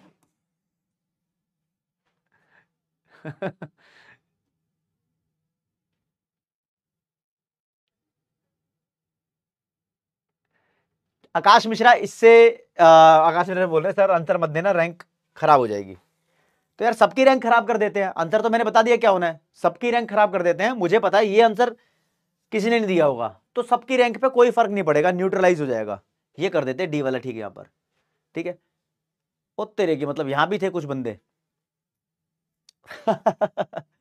चलो भैया, सबसे ज्यादा गलत अरविंद, फैजान, आशुतोष, प्रिया भी गलत है, इतने बंदे गलत है यहां पर। चलो कोई, लेकिन तुम समझ गए इस चीज को, मुझे बड़ी खुशी हुई इस बात की। देखो भाई दोस्तों, आपको पता है, अब ध्यान रखने वाली बात है, एक इकोनॉमी के अंदर हम इकोनॉमी को अपने हिसाब से डिवाइड कर सकते हैं कितने भी टुकड़ों में। अगर तुम्हारा मन कर रहा है तो इकोनॉमी को 2 टुकड़ों में डिवाइड कर सकते हो, बोलना एक होता है प्राइवेट सेक्टर, एक होता है गवर्नमेंट सेक्टर, कर दो डिवाइड। अगर तुम्हारा मन कर रहा है इकोनॉमी को 3 सेक्टर में डिवाइड करने में, तो आप डिवाइड करो, बोलो एक प्राइमरी सेक्टर होता है, एक सेकेंडरी होता है, एक टर्शरी होता है। ये सारी डिवीजन ठीक है। एक डिवीजन और होती है, इकोनॉमी को 4 सेक्टर में डिवाइड किया जाता है। एक होता है house hold sector, house hold sector कौन, नॉर्मल पब्लिक, हम लोग, फैमिली बोलते हैं इसको हम लोग। दूसरा होता है फर्म सेक्टर, इसको बिजनेस सेक्टर या कॉर्पोरेशन सेक्टर भी बोलते हैं। तीसरा होता है गवर्नमेंट सेक्टर, चौथा होता है फॉरेन सेक्टर। ये 4 सेक्टर होते हैं मेरे दोस्त, ठीक है। इन 4 सेक्टर में हमने इकोनॉमी को डिवाइड कर रखा है। हम सबसे पहले इस बुक के हिसाब से 2 सेक्टर्स को स्पेशली पढ़ेंगे, तो जब 2 सेक्टर की स्टडी करेंगे तो इसे बोलते हैं 2 सेक्टर इकोनॉमी। जब जब वर्ड लिखा आएगा 2 सेक्टर इकोनॉमी, तो आप समझ जाना कि 2 ही सेक्टर की स्टडी कर रहे हैं, हाउस होल्ड और फर्म, ठीक है। लेकिन जब हम पढ़ रहे हैं 3 सेक्टर, हाउस होल्ड, फर्म और गवर्नमेंट, 3 एक साथ पढ़ रहे हैं, this is called 3 sector economy, समझे। देखो अब तुम बोलोगे सर चारों सेक्टर एक साथ पढ़े तो क्या बोलेंगे, जब हम चारों सेक्टर की स्टडी एक साथ करें तो चारों सेक्टर्स को बोलते हैं 4 सेक्टर इकोनॉमी। 4 सेक्टर इकोनॉमी को राज्य हम ओपन इकोनॉमी भी बोलते हैं। ओपन क्यों बोलते हैं, क्योंकि इसमें फॉरेन सेक्टर आ गया, देश खुल गया, ओपन हो गया, फॉरेन कंट्री भी यहां पर आ गई। अब बंदा बोलेगा यार सर 1 सेक्टर इकोनॉमी नहीं होती क्या? नहीं भाई, 1 सेक्टर इकोनॉमी नहीं होती, इन चारों में से कोई भी अकेला सेक्टर सरवाइव नहीं कर सकता। हम लोग सरवाइव नहीं कर सकते बिना फर्म के, क्योंकि फर्म कुछ प्रोडक्शन करके हमें देंगी, और फर्म भी बिना हमारे सरवाइव नहीं कर सकते। सबसे पहले दो सेक्टर इकोनॉमी पढ़ते हैं हम लोग और फर्म, क्योंकि पहले के जमाने में दो ही सेक्टर इकोनॉमी होती थी, सरकार कहां होती थी, है ना। फिर सरकारें आने लग गई, फॉरेन सेक्टर आने लग गए, तो उसके हिसाब से तो दो सेक्टर इकोनॉमी की करतूतें देखेंगे। सबसे पहले रिश्तेदारी देखेंगे, सबसे पहले रिश्तेदारी देखेंगे हाउस होल्ड। ये लो जी, हाउस होल्ड और फर्म के बीच में क्या रिश्ता होता है, रिश्ता चेक करना है। हम बोलेंगे ये रिश्ता क्या कहलाता है, ये रिश्ता क्या कहलाता है, तो आप देखो रिश्ता चेक करेंगे। इधर राज्य में लिख देता हूं हाउस होल्ड, इधर लिख देता हूं फर्म या बिजनेस सेक्टर, जो मन करे वो मान लो। मैं कहता हूं हाउस होल्ड दावेदारी करता है फर्म से लड़ाई करके। हाउस होल्ड ने, हाउस होल्ड मतलब हम लोगों ने लड़ाई कर ली कंपनी से, बिजनेस से। हमने बिजनेस को बोला देख बिजनेस तेरे को सब कुछ हमने दिया है, तेरे को सब कुछ हमने दिया है। बिजनेस बोलता है तूने मेरे को क्या दिया। हाउस होल्ड कहता है ज्यादा मत बोल, फर्म जो तेरे पास लैंड है वो हमारी है। ऑब्वियसली किसी ना किसी कंपनी का हम में से कोई मालिक होगा, है ना, तो इस पे लैंड जो है वो हमारी है। इसके पास जो लेबर काम कर रहे हैं, इसके पास वो भी हम में से ही कोई है, पब्लिक में से। इसके पास जो पैसा है, कैपिटल है, मशीन है, वो भी पब्लिक में से किसी की है। और जो ये फर्म है, एंटरप्रेन्योर है, वो भी हम में से कोई ना कोई ओनर है। तो ये सब हाउस होल्ड ने इसको दिया है, और इन सबको बोलते हैं फैक्टर्स ऑफ प्रोडक्शन। क्या बोलते हैं, फैक्टर्स ऑफ प्रोडक्शन या फैक्टर इनपुट, यही बोलते हैं। फर्म कहती है तूने कोई एहसान नहीं किया, फर्म कहती है हाउस होल्ड को तूने कोई एहसान नहीं किया। हाउस होल्ड बोलता है वो कैसे, फर्म कहती है देख मैंने तेरे को बदला चुका दिया हर एक चीज का। हाउस होल्ड बोला ऐसा कैसे बदला चुकाए भाई। फर्म ने बोला अगर तेने मेरे को लैंड दिया तो मैं तेरे को बराबर का रेंट दे रही हूं, तू मेरे पास लेबर की तरह काम कर रहा है तो बराबर की वेजेस एंड सैलरीज तुझे मिल रही है, मेरे यहां कैपिटल लगाया है तो इंटरेस्ट भी तुझे मिल रहा है, और भाई अगर मैं तेरी हूं तो तू मुझसे प्रॉफिट भी तो ले रहा है। हाँ तो बराबरी हो गई नहीं हो गई, हो गई या नहीं हो गई। तो दोस्त जब हाउस होल्ड ने फर्म को कुछ दिया तो फर्म ने बदले में इसको इनकम प्रोवाइड की, इसको बोलते हैं फैक्टर इनकम। हाउस होल्ड तो अर्न कर रहा है, इसके लिए इनकम है, फर्म पेमेंट कर रही है, इसके लिए पेमेंट है। आप यहां फैक्टर इनकम लिखो या फैक्टर पेमेंट लिखो, कोई फर्क नहीं पड़ता, देने वाले के लिए पेमेंट, लेने वाले के लिए इनकम। तो यहां से फैक्टर इनपुट गए तो यहां फैक्टर पेमेंट चली गई, बात बराबर हो गई। अब लड़ाई हो गई तो फर्म ने बोला कि देख तूने मेरे ऊपर एहसान जताना शुरू किया तो अब मैं बताती हूं मैंने तुझे क्या दिया। फर्म बोलती है मैंने तेरे को गुड्स एंड सर्विसेज बना बना कर दी हैं फैक्ट्री में प्रोड्यूस करके। हाउस होल्ड बोलता है तूने भी कोई एहसान नहीं किया, अगर तूने मेरे को गुड्स एंड सर्विसेज बनाकर दी हैं तो मैंने तेरे पर खर्चा कर दिया, मतलब इसकी पेमेंट करी है। पेमेंट यानी कंजम्पशन एक्सपेंडिचर। कहता है जो जो सामान तेरे से खरीदा है हमने सब कुछ पे कर दिया उसका। जो ये रिश्ता है हाउस होल्ड और फर्म के बीच में, दिस रिश्ता is called circular flow of income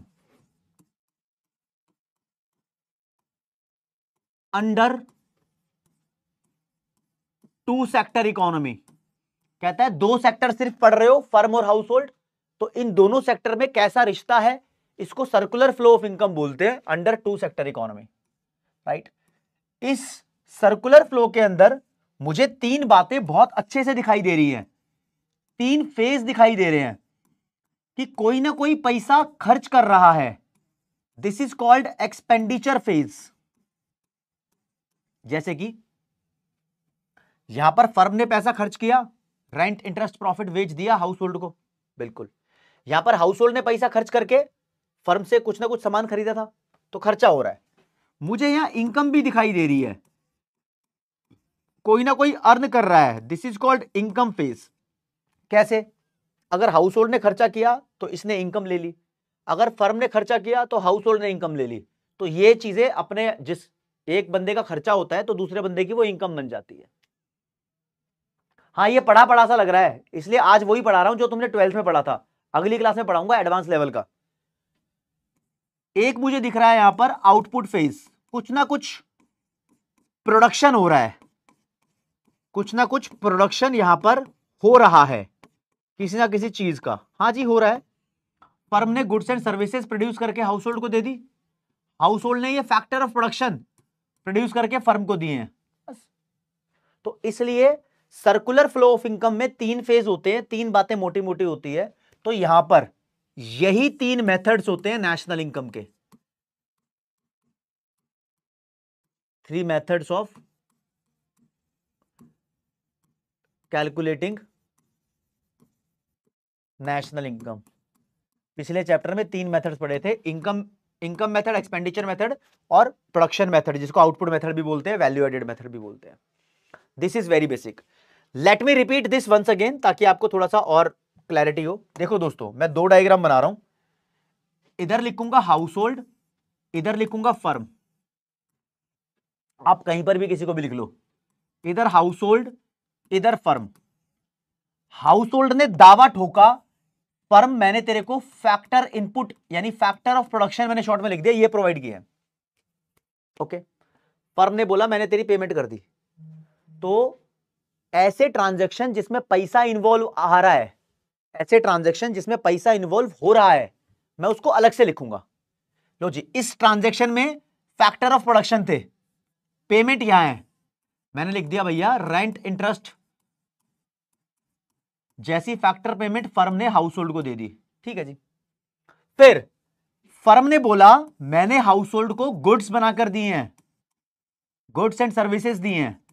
तो यहां पर माल नहीं है, पैसा नहीं है ना, तो हाउस होल्ड बोलता है मैंने पेमेंट कर दी।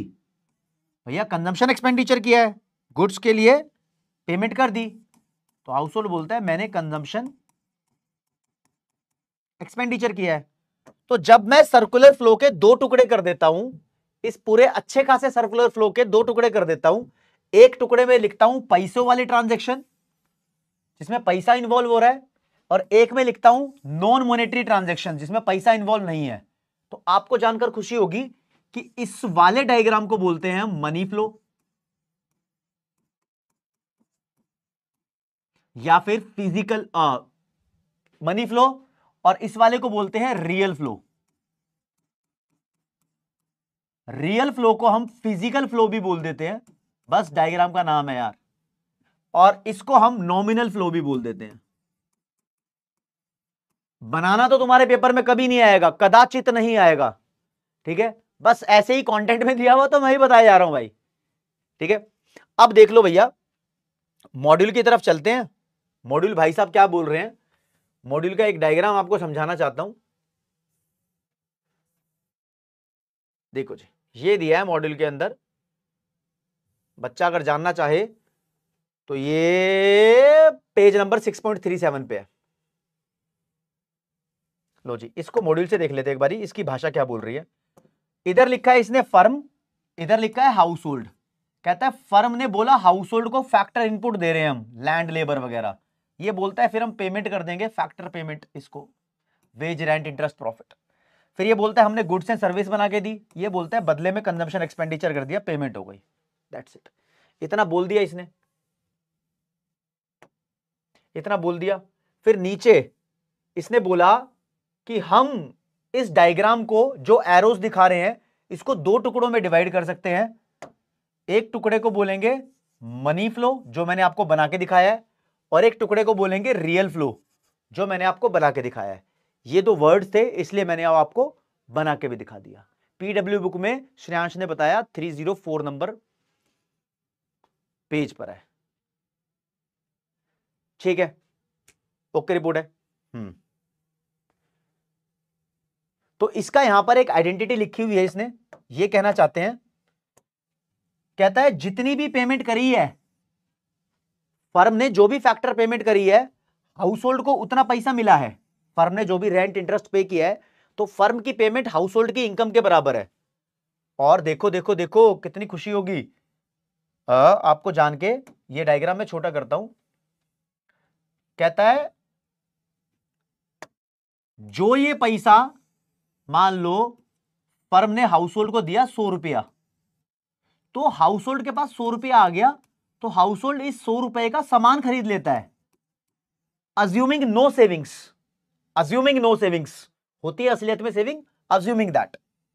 तो बस ठीक है, इसलिए इसने ये लिखा नीचे आइडेंटिटी के अंदर, कोई बच्चा अगर पढ़ भी रहा हो तो उसको समझ में आना चाहिए। कहता है जो फैक्टर पेमेंट गई है 100 रुपए की, हाउस होल्ड को वो मिले हैं, हाउस होल्ड ने सारे पैसे खर्च कर दिए किस चीज पर, फर्म से सामान खरीदा, तो फर्म की टोटल रिसिप्ट भी 100 रुपए, और फर्म के पास जितना माल आया है फर्म उतने का और प्रोड्यूस करेगी, ये ठीक है, वो प्रोड्यूस भी करेगी, वैल्यू ऑफ आउटपुट भी आएगी उसके पास। ठीक है, ये सर्कल सा इसने क्रिएट कर दिया, तुम्हारे को चक्रम में घुसाना चाहता है, बस और कुछ नहीं है।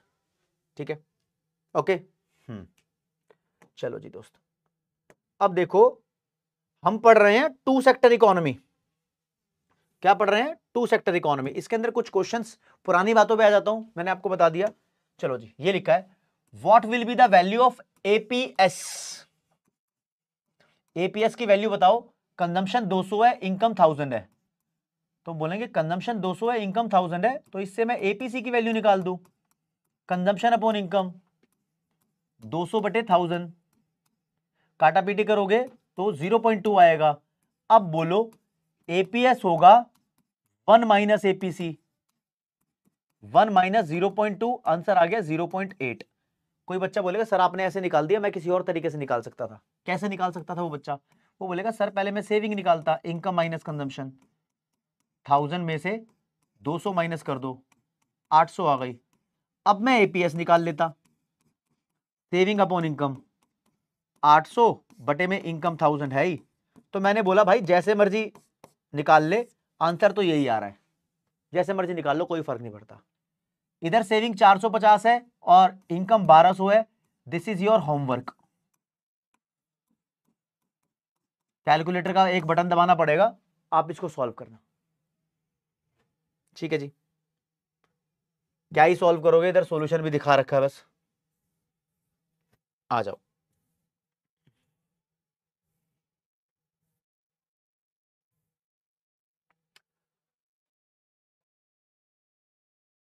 बोर हो रहे हो क्या?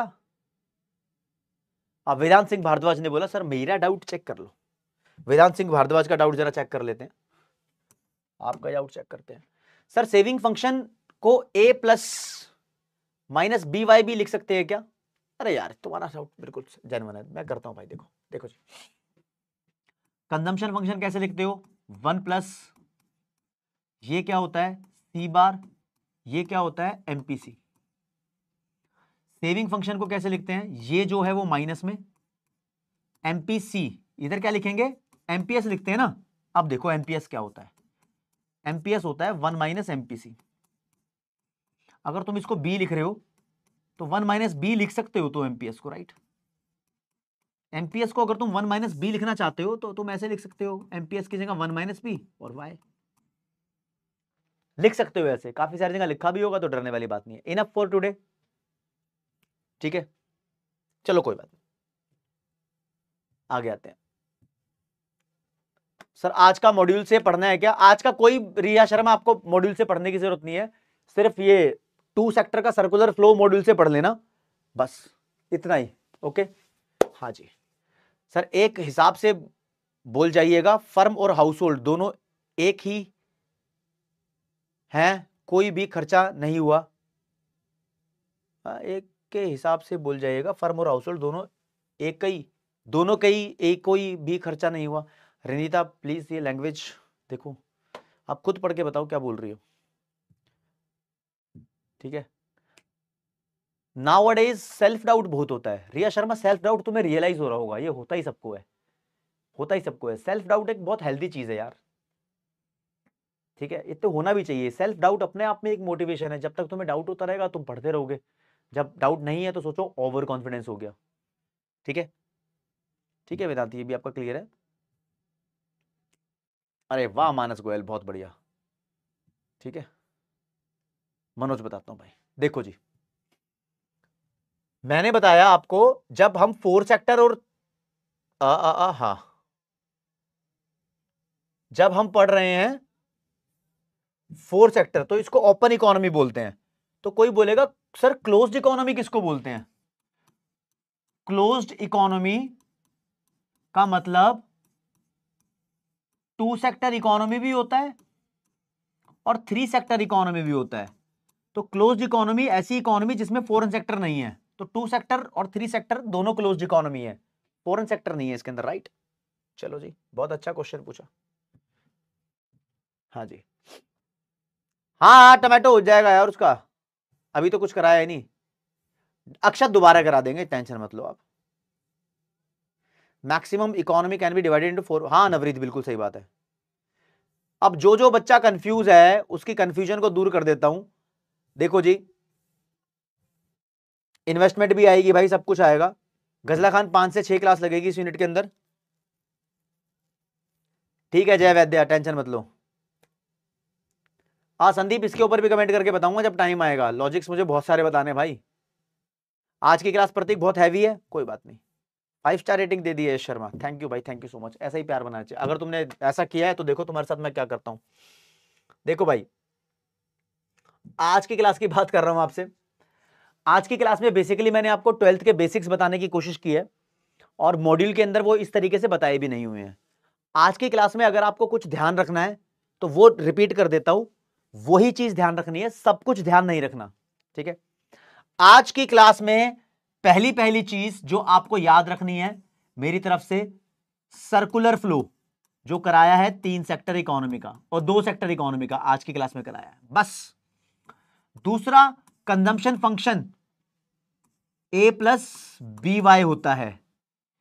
तीसरी बात याद रखनी है, saving function minus a plus 1 minus B Y होता है, ठीक है।